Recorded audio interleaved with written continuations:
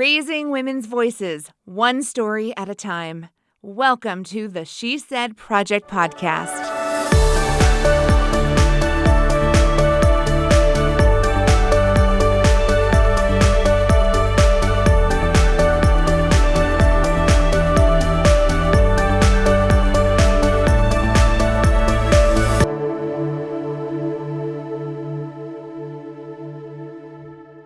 Thank you for joining us here on the She Said Project podcast. I'm your host, Jeanette Jerzyk, National Director of the She Said Project. What's up, Kay Ross?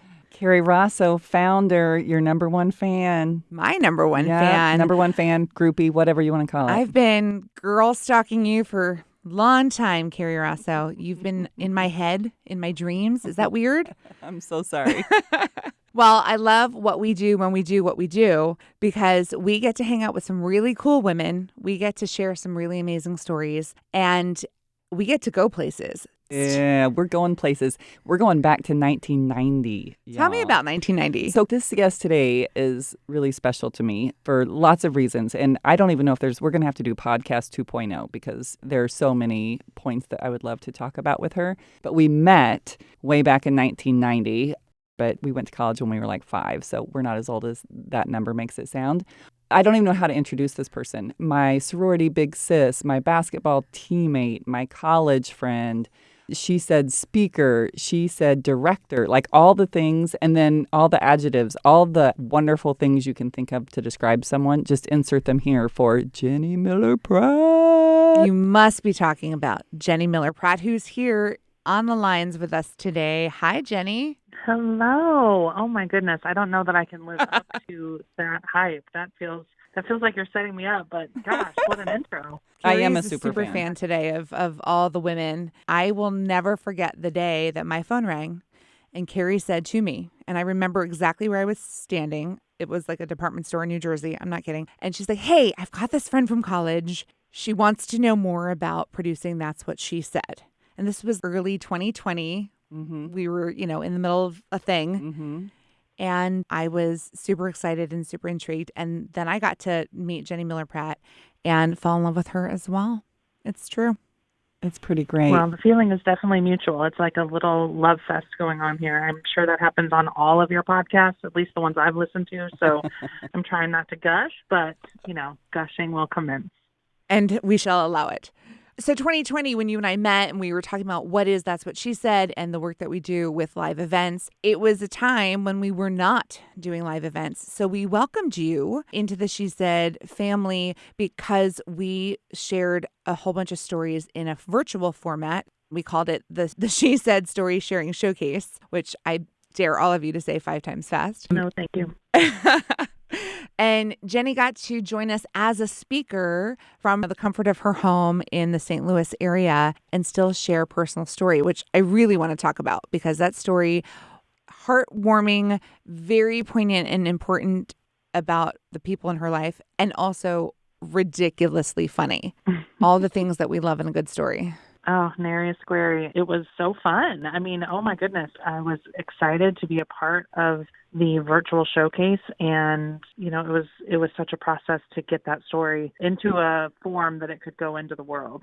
Did you know right away where you were going to go with your story, or did it take some prodding and did Jeanette have to drag it out of you, or did you know? It was, I don't know that there was much prodding. The more prodding was about, could you please just get this done? It'd be, what's that story of you give the people that are the busiest, ask them to do it. But it was one of those like, oh, hey, we really need to have this written down. So I sat with my computer and I had the blank screen blues for a bit, but we were able to get it to a place I think that's pretty relatable and fun. That was important to me. Absolutely. You got it out, you got it crafted and ready, and then we recorded it via Zoom as we did for our virtual series. So before we get into the nitty gritty of Nary, Squary, let's go ahead and play for our listeners the actual performance from the She Said Story Sharing Showcase. So please welcome Jenny Miller Pratt from the 2020 virtual showcase sharing her story, Nary, Squary. There's no delicate way to say this, so I'm just going to say it. On November 3rd, 2019, As a healthy 48-and-a-half-year-old woman, I nearly crapped my pants while walking the New York City Marathon. And we're not talking like you're almost finished and you suddenly need to go to the bathroom. It's going to be okay. The finish line is right over there. No, I needed to poop the entire 26.2 miles.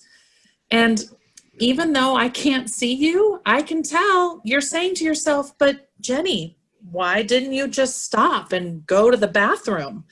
Well, that, my friends, is an excellent question. It's one I still think about 10 months later. Before I even go any further, I have to say my mom hates bathroom humor and would be appalled that I'm actually sharing something so ridiculous with you, but it is what it is. And apparently today's the day that I'm going to share this with my friends and all the strangers of the internet. So thank you. So why didn't I stop? As I said, great question. See, I did stand in line for a row of porta potties for about 90 minutes in the Run Village. And let's not even get started on why would that be called a village. As I was approaching the front of the line, I realized I needed to do more than I originally intended. And then I got into my porta potty, looked to the side, and there was no paper, not a single square. Like nary a squarey, if you will. I also realized in that moment, I had failed to follow one simple rule from my marathon running friend, Gina. Bring your own toilet paper. So there I was, knowing there were many people still waiting in that ridiculous line, and I needed to move this along.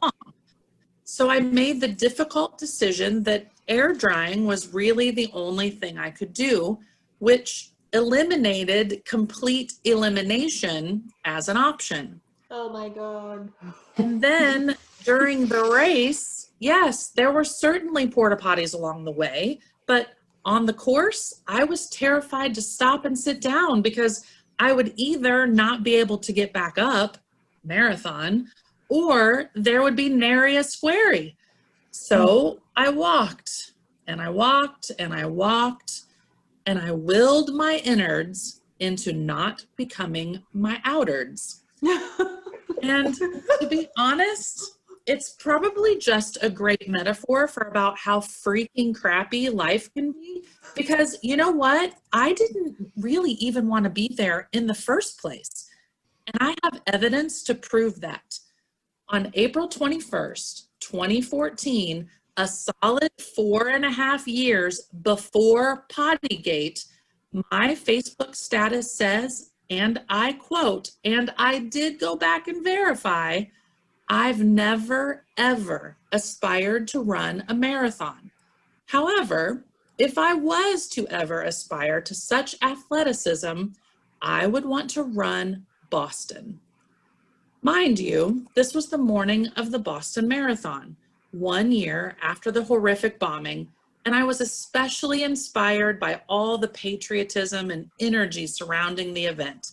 While I am known as Sporty Spice among my friends, running is not my jam.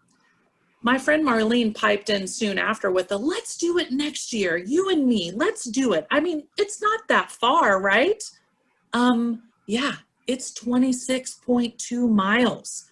And like I said, never aspired to run anything, let alone a marathon. I mean, I've yet to find an affordable sports bra that would even allow me to consider being a runner. A few years later, my friend Vicky talked me into walking the mini marathon with her. The mini is still 13.1 miles. Granted, I didn't train, but even walking the mini was pretty awful.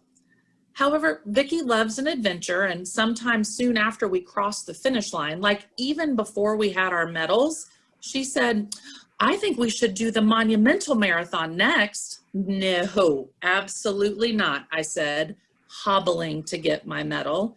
I have zero interest in participating in an actual marathon ever. Little did I know during either of those conversations that in August 2018, my never, ever get sick, hates potty talk, amazing mom would go from diagnosis to death in 60 hours from stage 4 colon cancer. Or that just 5 months later, in January 2019, my super strong mountain of a dad would be diagnosed with stage 3 esophageal cancer. My life's work has been about helping people. And here I was, not able to do anything other than sit by my mom's side, literally from diagnosis to her death, and then sit and worry about my dad and his incredible wife from a 4-hour flight away. So I did the only thing I know how to do. I decided to figure out a way I could help people. The best way I could do that was to sign up for a team that was fundraising for, you guessed it, a marathon. And not just any marathon, the New York City Marathon. Despite my well-established zero interest in taking on a marathon, I decided this type of physically monumental challenge would hopefully be something I could do alongside my dad during what had to have been the hardest physical fight of his life. If he was hurting, I would hurt too. And I would rally my friends to help me raise $5,000 for the Jimmy V Foundation for Cancer Research. I'm sad to say my dad died pretty suddenly in May 2019, just 4 months after his diagnosis, and before any of my really hard training even got started. But I had donors invested, cancer patients to help, and Bev and Don didn't raise a quitter, so I got after it. In addition to bring your own TP, my friend Gina also said, if you can get to at least 20 miles in your training, you can totally finish a marathon. I set my sights and reached 21 miles 3 weeks before the race. And so, on November 3rd, 2019, as a healthy 48-and-a-half-year-old woman, with a list of donors written down my arm who would help me nearly double my fundraising goal, I found myself in the Runner's Village for the start of the 49th annual New York City Marathon. I did finish the race. Even though I was really prepared, thanks to Nary, a Squary, I was still hobbling at the end. It took me about 2 hours longer than I anticipated, which means I was on the course for more than 8 hours. Yeah, I held it for about 10 hours when it was all said and done. It was awful. And it was pretty magical. Now, while I still have you, please let me take a second to offer a sincere apology to the small deli near Central Park that graciously allowed me to use the bathroom after the race. Let's just say it was rough. I mean, there's got to be a fuzzy security cam picture of me behind the counter that says, "Do not let her in here again." And finally, hear me say, I don't ever want to do another marathon, like ever. But if I did, I would want to do Boston, and I would bring my own toilet paper. So, Jenny, you shared a load there with us. Wow. But Okay, let's get all those puns out, shall we? seriously, it was a very poignant story about a big time in your life. Sorry. Sorry. Come on. But the most important thing That's is just you. crappy. We're going back to 1990 here, people. Okay, sorry. With the inside jokes. You ran a marathon. So tell us about your decision to take that on.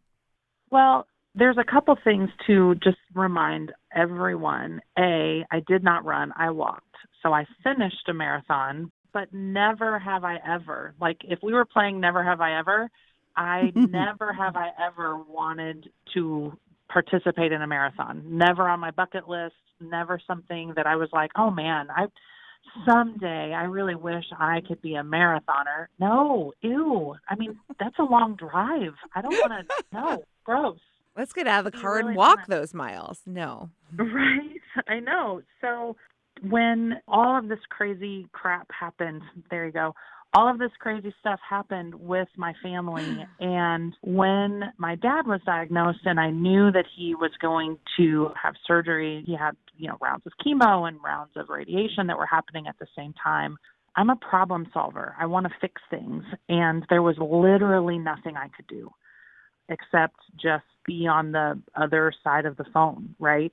And when I say that I took this on just sort of as a fluke, it really was one of those things that I was like, well, really the only thing I can do is raise money. I'm decent at that. And if my dad is going to be struggling to recover, at least I can be struggling with something as well. It felt like something that was tangible that I could check off the box and have a goal and have something to work toward and raise some awareness and raise some money at the same time. Wow. What was the feedback after you did it? Do you feel it was like, yep, we saw that coming? Or did you feel people were surprised by the story? Or you had already asked everybody for money, so they all knew that? Well, here's the crazy thing. So we host a holiday party on the regs, second Saturday of December. So feel free to come to the Lou and we'll see you at our house. But this year, in this kind of post-pandemic in 2021, our 2020 holiday party, we pivoted and did online. It was super fun. We can talk about that another time. But in 2021, we had a holiday party, again in person, fully vaccinated, all the things, smaller crowd than normal, was sitting in our living room, which is where I filmed the online showcase. And I have my New York City Marathon medal hanging in the living room because A, it's super cool, but B, it's like I did that. Like, I want people to see it. Yeah. Right. And there were a couple ladies who were there. It was sort of a 7th grade dance situation. All the men were in the kitchen, all the ladies were in the living room. But a couple of the ladies who were there are runners. They get up at 5 a.m. and run, which sounds like torture to me. Like, that's punishment. And so we were having this whole conversation about running and fitness and this and that. And I said something about, well, I mean, hanging right there is my New York City Marathon medal. And when I tell you that they both looked at me and were like, wait, what? Because when you look at me, no one looks at me and says, she's for sure a marathoner. Like, that lady right there 100% does marathons. Jenny, that's not... you crossed that finish line, right? You are officially a I crossed that marathoner. finish line. So I am a marathoner, but I am one of those people that if you look, when you meet me in person, you don't go, wow, she's totally a runner. Because I'm not. I'm a problem solver. And so I was able to solve a problem by raising some money to help with cancer research. Well, I'd like to say what a beautiful tribute that choice was to honor your parents and that year of struggle for you. And you found an outlet and made it possible for other people who are suffering to be more aware, raise more funds. Congratulations on that. But even though it was for a very serious cause and serious reason, can we just talk for just a minute about how unprepared you were for the moment? You didn't listen to your friend's advice. To be honest, I was super prepared for everything else. I had done all this training. I was really excited. I knew for sure I was going to be fine. But you're right. I didn't take Gina's advice, and I just thought I would go it alone and listen to your friends, people. Yep. So the bottom line is listen to your friends. Yep. Poop prep is important. Possibly the most important part. Mm-hmm. Indeed. Hashtag never forget. Why races have to start that early in the morning, I don't know. So, Jenny, you said you're a problem solver, and you joined our family because you wanted to share your story, but you also wanted to empower other women to share their stories as well. Let's just talk for a moment about how you spent 2021 into 2022 and became the very first, that's what she said, producer outside of Illinois and produced, that's what she said, St. Louis. Can we just applaud you for a second? Like, woohoo! Whoop, whoop. I have to add some, very kind. It was amazing. edit in some applause and some serious cheering right here.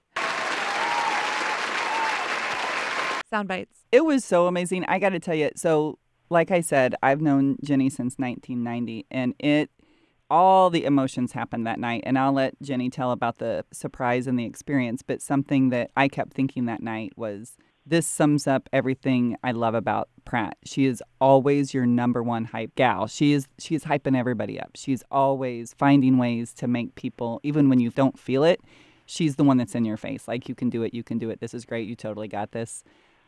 And then seeing her that night and creating the beauty of that night and shining a light on others was really, really impressive. Can you share with our audience a little bit about like the women who were in your show and your process leading up to your big night? Absolutely.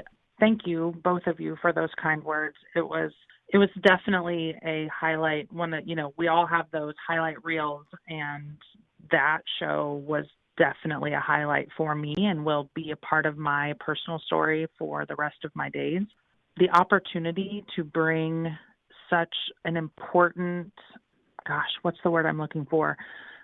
Just, women are so important. We are just doing so many important things, and the women who are in our show, I feel like we're not ladies that anyone else would have a chance to meet. I loved that we were able to highlight your neighbors and our friends and just have them share things from their lives that were so relatable. It was just such a treasure. The stories were not only relatable, they were fascinating and interesting and inspiring and some tragic. And, we all sat there every She Said show. We laughed together and we cried together. And there were definitely tears and laughter that night. This is early March 2022 when She Said graced the stage in St. Louis, Missouri, directed by Jenny Miller Pratt. So you're a She Said alum. Now you're a She Said director. What do you see in the future of She Said St. Louis? We will definitely be back for our next show. We've already planned for March 4th, 2023. So we hope that all of the podcast listeners will mark that Saturday in their calendar and plan to be in the Lou. We are also excited to be rolling out That's What Teens Say in the fall. We don't have that date scheduled just yet, but all of the feedback in St. Louis was so positive, and we were in a beautiful hall called the Sheldon, and the Sheldon seats about 700 people, and I sure didn't see very many open seats. It sounds sort of braggadocious. It's a little braggy to me. It feels a little braggy, but to say, I can honestly say that the event that we created was exactly what was in my brain when Carrie and I were sitting in my living room talking about it in 2020. There were a lot of people in St. Louis that we were having conversations with that couldn't quite figure out what we were doing. So I'm thrilled that we have YouTube now that can say, like, this is what we're doing. Right. You need that proof of concept. Exactly. But what we put on the stage and the experience that we created that night is exactly what has been, in my brain from the very beginning. And I'm just super proud of that. And the women are just incredible. So I hope everyone will take a minute and listen and view them on the YouTube. And I'm hopeful that, you'll get to meet some of them on this podcast in the future as well. Agreed. We definitely want to welcome some of the women who were on stage in That's What She Said St. Louis to join us here on the podcast. This is where we want to share the stories from the communities that launched That's What She Said as we grow. We can't wait to see what happens in St. Louis with the community that you are building. And we're so proud of you, Jenny Pratt. And thank you for being in the She Said family. Thank you for joining us on the podcast. Thank you for sharing your story, because it's so important. Women got something to say, and we're here to give them a microphone. Right, Carrie? That's right. Okay. It's the sisterhood. We just high-fived. I was gonna say, I know you can't see that at home, but we high-fived. We just high-fived in the studio, for sure. But we want to thank all of our listeners. Join us each and every week as we welcome women who have appeared on stage, and That's What She Said, here on the She Said Project podcast. Over and out. Thank you for listening to the She Said Project podcast in partnership with Illinois Public Media. All materials contained in the podcast are the exclusive property of the She Said Project and That's What She Said LLC. For more information on our live shows, go to shesaidproject.com. This podcast was made possible with support from Carl and Health Alliance and presented by Sterling Wealth Management, empowering women to live their best lives.